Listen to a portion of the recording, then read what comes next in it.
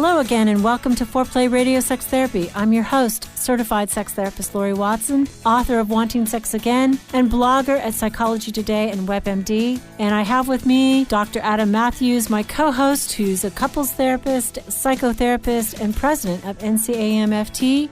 Foreplay is dedicated to helping couples keep it hot. Thanks for listening. Now on to today's topic.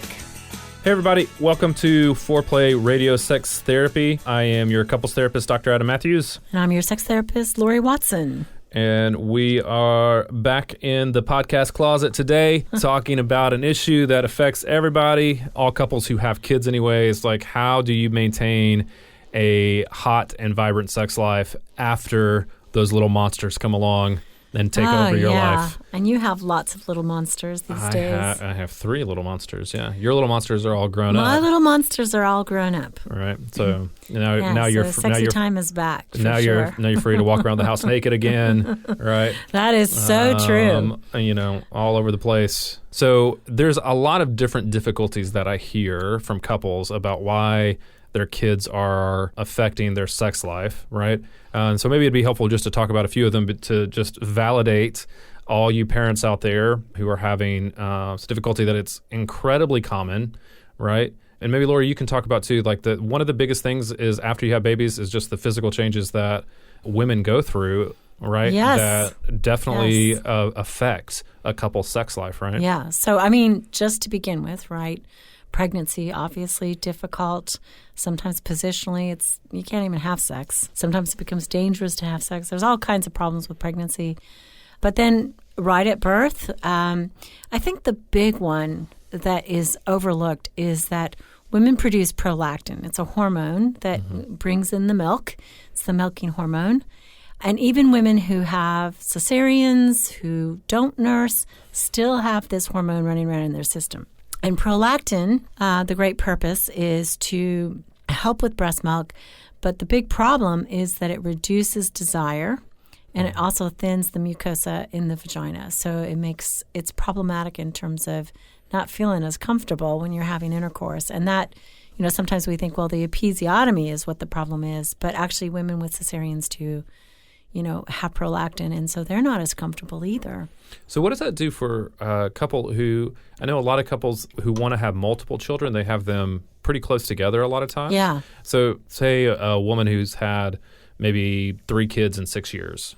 Okay. Right. Is that a continual thing where it is. That's going to be a 6-year period of difficulty, yeah, right? It's 6 months of prolactin, even if you don't nurse. And after you stop nursing, you still have prolactin in your system for 6 months.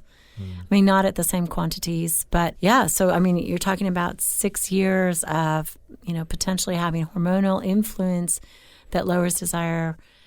Most of the time, you can get over the discomfort of intercourse. I recommend women to use an estrogen cream right after, as they're initially having intercourse again, because that hardens up the vaginal tissue, makes it hardy in a way that makes it more comfortable for her. And a lot of physicians agree with me, but they don't automatically prescribe it, which I think is totally crazy, knowing what they know. It doesn't hurt the baby. It doesn't get into the breast milk. It's by and large very, very safe. And so, they should, but they don't. They say to me, gynecologists say to me, well, if she complains about it, then I'll prescribe it. And it's like, why make the first, entry back, so to speak, difficult? Just prescribe it, for crying out loud. Yeah, so ask for it. Yeah, say that this is an issue. Yeah. Another issue that I think comes up that most people, I don't know why, this gets undersold all the time, is just the lack of sleep that parents get. Yes. Like all the time. This just gets undersold. Like you didn't sleep last night, did you, Adam? Oh, or you got up early? I get up early, but earlier. Earlier, yeah. But I was talking to some friends the other day who have 2 small kids that are younger than ours, and they were just like, does it ever get any better? Right? 'Cause I think when you're in it, it feels like we had it's forever. Yeah, when our second daughter was born, our first daughter was about 2.5 years old. And she went through this kind of crazy thing where she was getting up in the middle of the night and would like not stay in her room, and she would lay down in the middle of the floor and just scream at like 2:30 in the morning. Oh my gosh. Like an adjustment disorder to the sibling, right? The only way she would stay in our room is if we sat right outside of her bedroom door. Like, 'cause otherwise, and it was also more convenient because we'd have to get up and go downstairs. Killer. And in reality, this probably lasted for maybe 4 weeks, right? But it felt like it was 3 years. Oh, I still remember it vividly. I remember how crazy we got. And sex, like, out of the question at that point. Like, you're just nuts. Like, there's no, like, all you want is sleep. Yeah. And so it interrupts any kind of rhythm that you have sexual, like, when you're in your sex life, any kind of desire, like, your desire is only for sleep at that point. And so I think it induces a bit of a psychotic state. You're not rational. No. I mean, without sleep. And so many people go, my first son, it took him 9 months before he slept through the night. It's just that was probably crazy because I was an anxious mom and all that stuff. It's probably half my fault. But, I mean, really, you become just a tiny bit psychotic. Everything is magnified. Yeah. Lord. And if you judge your sex life in that period of time when that is happening, it's going to come out. It's going to come up short, right? I mean, it's just it's going to feel like we never have sex anymore. If that's where you're trying, if you don't recognize that sleep is just, even as they get a little bit older, like our 3-year-old son, like still he gets up super early. Right, he's once or twice every week. He's up in the middle. He's in the room adorable. At the middle of the night. I love your posts on him. He's so adorable. He's super cute. And he's a mini Adam. He was a fireman for Halloween, so he is cute. But I tell you, like, he is cute in the daytime after he has allowed us to sleep. If he's coming in the middle of the night, he's a little bit of a monster. All right, his cuteness like drops there. Right, and so you say kids are like what? They're parasites. They're parasites. They are like like I mean Let's go with this. This is listen, like this is the other thing that just happens. I mean, especially I don't know if this happened to you, but my wife, he literally even now like, and our other two were just like this. He wants to be in physical contact with her. All the time. He doesn't do that. I'm more touch is more my love language, and so I would cuddle with them all day. But they don't want that. They treat me differently. They want to literally be in her lap. I've taken several pictures lately of if she's holding him, the other two will just somehow be drawn to her like mosquitoes to a bug lamp, and they will just be on her in some way. Yeah. And so at the end of the day, she is just like, I'm done. Do not touch me. And nobody. Right, she's touched out. She's touched out, right? Which obviously affects sex, right? Like it does. It's going to be hard to want somebody else to be on top of you when that's going on, right? Yeah, exactly. So parasites, right? I see. Parasites, lovely. Like even as they get older, I mean, they're beautiful. Kids have kids, but seriously, they suck the life out of you. I know what you mean. And then your schedule changes drastically. I mean, I think that's the big shock, is suddenly all that free time that you had, that you enjoyed, is gone. Well, and that lasts till they get out of the house. Like, I think I don't know what your... It's even there when they're out of the house, let me tell you. The schedule? Not the schedule. Oh, you're right, probably. But parenting lasts for much longer than you think. I have friends who are like, oh, my kids are going to college. I'm like, listen... Parenting doesn't end. I mean, you just worry bigger when they're young adults. Well, and I think the dailiness when they're is small, relieved. When they're small, their schedule is different. Like you have to have more routine. You can't go out as often. But when they're teenagers, I mean, you're driving them all over and attending things. Did you allow your kids to do multiple things at one time? I did, and so we had one sport, music, like so. Several of them took piano and choir and things like that. And then we had church group, youth group. So on any given week, Adam, when my kids were in grade school and junior high, we had 13 events that we had to get the kids to. And that did not include if there was a tournament or we had to drop by the store to get soccer socks or there was a special event in one of those things. There was just... With 3 kids, there were 13 events on any normal given stuff. And we were both working full time. Looking back, would you have done that differently now? Like knowing what you know now, would you have No, because I live my life on busy. But, so I would not. But I would say that I had a girlfriend who was much saner than I was, and she allowed her kids one activity, music or sport or whatever. It was one activity. And she said, to me, family dinners are really important. It's a time for us to gather, to be together. And so if that activity is going to interrupt family dinner, forget about it. That's what we try to do. But it's still so busy. So busy. I can't imagine. But I think this is a problem for couples. And there's FOMO. There is. There's FOMO for our kids. It's fear that they're going to miss out. Yeah, they're not going to be as accomplished. They'll not get into college if they don't do sports. And I am just telling you, music. The busyness is devastating to couples, I think. It's devastating to couple relationships because what they say is we can't find time for ourselves, or they get home at 9 o'clock every single night and they don't have any time for each other. Yeah, and they're too tired. My childhood wasn't like that. I'm a different generation, but my really, childhood wasn't like that. My either. childhood was not. I had family dinner almost every single night. My mom cooked a hot meal. She also cooked breakfast, which my mother was not very organized, but how she pulled that off. That's amazing. I mean, that is really amazing I don't know. She could pull that off. I don't know that we could do that. I don't know that we could do that, but part of it is the schedule, right? There's the after-school rat race. Yeah, absolutely. A couple more things that I think happen with kids. Sex. No time for sex is a big deal. But kids are the ultimate buzzkill. They have the worst timing ever. Like they sense when mom and dad are going to do something without them. So they'll come downstairs, they'll get out of bed, they won't go to sleep when they're supposed to go to sleep. All of these different things that just feel, and I think what it does is it creates this feeling that for parents that they're always going to be interrupted. Yeah, and this is a developmental problem. It's like parents have to kick the children literally out of their relationship. Oh yeah, and so many parents are child-centric in the way they form their families. Yes, that they think, I don't want to exclude my children; it'll hurt their feelings. It's like, do it. Do it. Exclude your children. Set a bedtime. Set a good boundary. I've heard friends of mine that have said, well, it's okay because right now everything's about the kids. And I want to say, it's not no, okay. That's not okay. That takes away from your relationship. But that I understand the feeling because it feels like that's the way that it's supposed to be. But part of our job as parents is to disappoint our children. I mean, ironically, we have to appropriately disappoint them that they are not included in this adult relationship. It is uber important for them to eventually long for their own intimate relationship to feel that exclusion. Yes. It's like mom and dad have something that I am not a part of.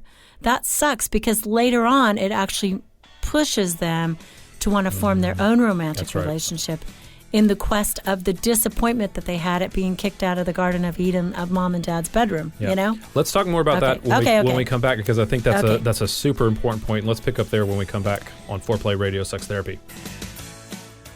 Thank you so much to all our Patreon supporters, right? Yeah. Patreon is a platform where you can directly support things that you love. We really want to expand the resources that we can be able to provide to you as our listeners. If, our work touches you and our work helps you, we would be so grateful for your support. Just go to our website, foreplayrst.com, and there you can find a way to support us, and you can see our episodes and our blogs, and thank you so much, guys. Speaking with certified sex therapist Laurie Watson from Awakening Center for Couples and Intimacy. Laurie, what is an intensive? So an intensive is 12 to 14 hours of therapy all in one weekend. And it's a way to really make fast progress compared to weekly therapy. I mean, there's just so much more you can get done when you have a chunk of time. Overcome the challenges in your relationship and your sex life. Learn more about intensives and Awakening Center's other services at awakenloveandsex.com.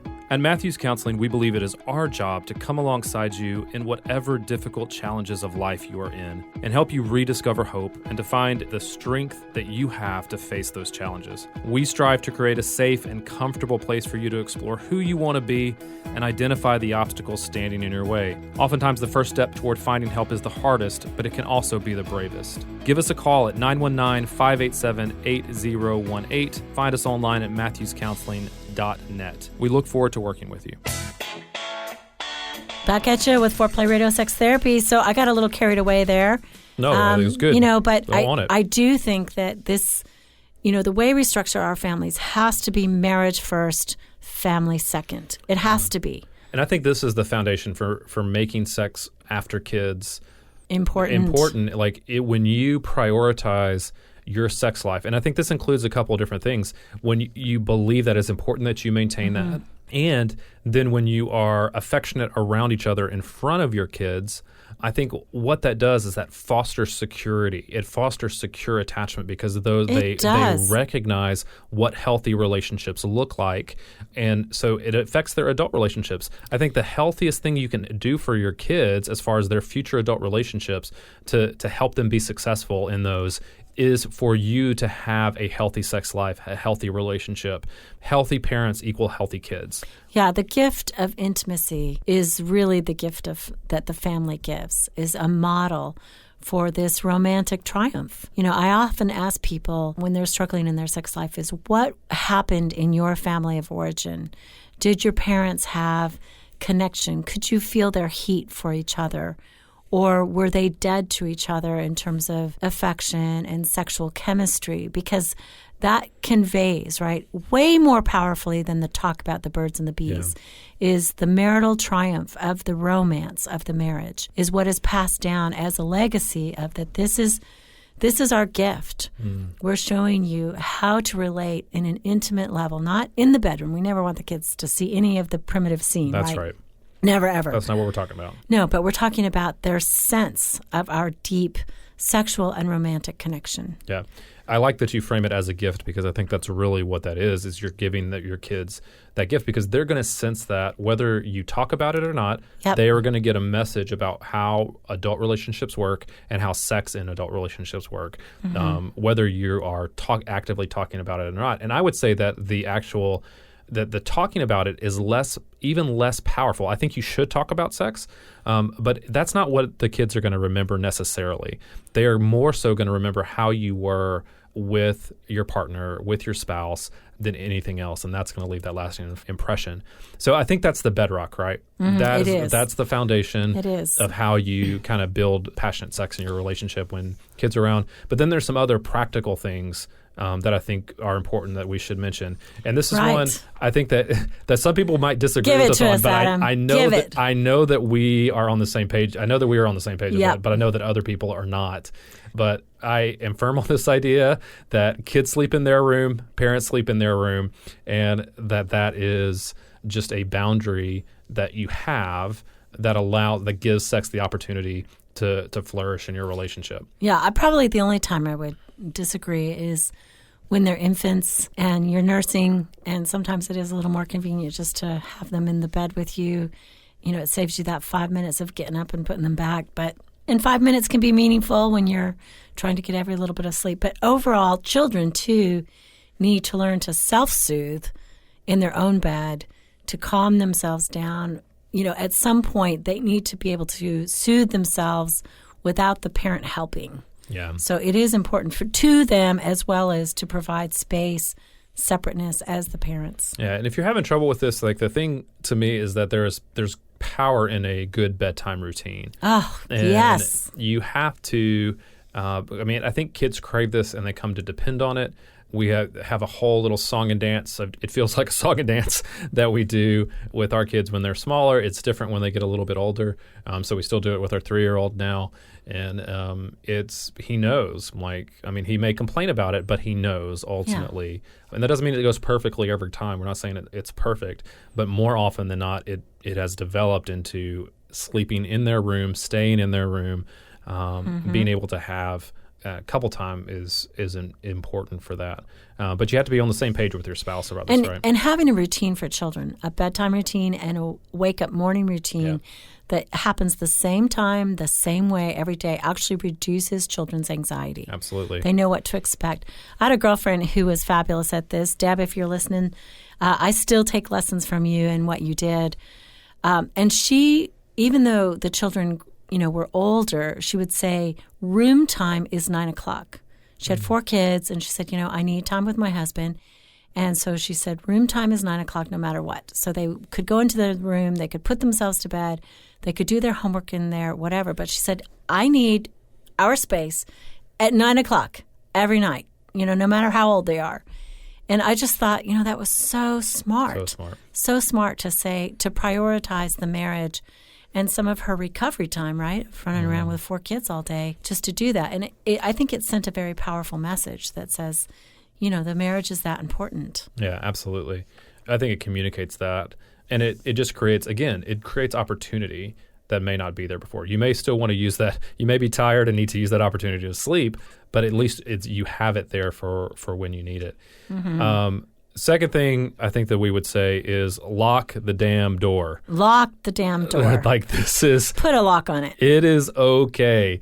Do you get a lot of pushback on that? Because I know you recommend that to people. Pushback. Like that. For some reason, I have to be available to the children. What would they think? What if they need me? It's like, are you kidding? You can't hear your kid screaming no way. I think it is rooted in there's just so much fear in that, right? That we're not going to be responsive enough.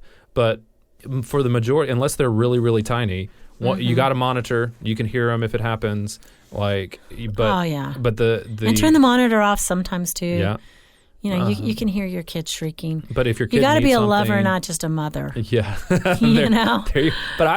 have you got to give yourself permission to do that. I have men that push back against that too. I do too. I do too. I'm not sure what it is, but I think it reduces. I think usually there's a partner that has this fear that the kids are going to walk in on them, and talk about that too. That fear has to go away as well. Yes. But if there is a partner in the relationship that has that fear that the kids are going to walk in and that keeps them from being sexual, lock the door. Get the lock. The lock. There's craziness. I think there's just craziness in believing that we have to be ever available to our children. And I think maybe talk about the reverse side of that too, is eliminating the fear that we're going to scar them for the rest of their lives if they walk in on something. Right. I just obviously we're not advocating don't keep going, stop, right? Stop. Right. But if they walk in on you, it is not the end of the world. It's not the end of the world. Grab a robe, put them back to bed and just say, Mommy and Daddy, we're having special loving time. It wasn't what it sounded like. And put them back to bed. And if they're old enough, explain in the morning, so that they have a comprehension of what happened. We don't want our kids to witness the primal scene, as they say. But if it does happen, it's recoverable. And it's better than not ever having sex. And I just think, to me, privacy is really important. I think that you need to teach your children by the time they can walk that a shut door needs a knock. Yes. So if by 2 years old, literally 2 years old, they can comprehend that they need to knock on a locked door. Absolutely. Knock on a shut door. There we go. That they can. There you go. Yeah, that they can knock on a shut door. Yeah, absolutely. You're teaching them about that these things are important. You're drawing boundaries. When those boundaries get violated, you're gently reinforcing them and saying, this is the time that we need. And I think we protect children from stuff so much. And the fact that their parents have a sexual relationship with each other, I don't think is something that we have to always protect our kids from, right? We want it to be age appropriate. We want to talk about it in ways that are comprehensible, that don't place too much burden on them. But we don't have to protect our kids. We don't have to hide that we're having a sexual relationship. Maybe that's a better way. We don't have to hide it. A smooch or a kiss or a cup and a feel every once in a while. It's appropriately, Yes. And I know I get lots of complaints, about this one too, that when it becomes inappropriate. But every once in a while, your kid's catching you, making out or whatever. Absolutely. It's kind of good for them to see that and fully dressed. And absolutely. Well, and even if you don't, I think this is another thing too, is even if you don't want to talk to them or they're not ready to talk fully about sex, or the idea that you can talk to them about, like we've been saying, protecting the time that mommy and daddy need together, that this is our time, like your friend was doing, saying you can begin to say, this is our time, whether it's watching a movie together or having sex, like you're saying, this is our time. You've had your time. It's time to be doing other things. This time is too important. We need to make sure we have time to be together. I think that sets a precedent for them. I think they need to prioritize the marriage, right? They have to have money that goes toward a babysitter that gives them a little bit of time alone, because it's very difficult to be sexual unless you're emotionally connected. At least it is for women. And I think that that's essential. Yeah. Even if it's like you borrow the neighbor 1 week and then you spend the money on the babysitter the next week, and all you do is go to the park and sit because you don't have any money to do anything else. I've been there. Yeah. Those years happen. It really is that money is an investment into your relationship for the future. I mean, divorce is expensive, y'all. Like, separation is expensive. Like, it's an investment against and therapy for your things. Children. Therapy for your children, expensive. Yeah. Right. So making that investment is important. And when you do, I think something that's connected to keeping that sex alive with kids is to talk about something other than your kids. Yeah. And I think people fall into that pattern so much because Put the phone down. Put the damn phone down. Put the damn phone down. But talk about something other than your children. Yeah. Talking about yourselves it just adds to that because, I mean, obviously there is so much. I really do think my wife and I could talk about our kids endlessly. There's so much to talk about. There's so many decisions to make. There's so much cuteness that happens that we want to share with each other that the other person didn't see. There's now with Facebook, they bring back memories. So like all the time we're showing, do you remember when they were this small? Do you remember this memory? Like there's so many things, but it's super important that doesn't become the only thing that we talk about because that's just not sexy. Right. And what we're saying overall is sex needs to be a priority. Yes, the children are little and they're only little once, but if they grow up and their parents split apart because they didn't have connection, all that is kind of wasted breath. So think about it, prioritize your sex life, make it romantic, make it connected. We know it's difficult. Maybe it's less frequent during these years, but hang in there, you guys. This is Foreplay Radio Sex Therapy with your sex therapist, Laurie Watson. And your couples therapist, Dr. Adam Mathews. Thanks for listening.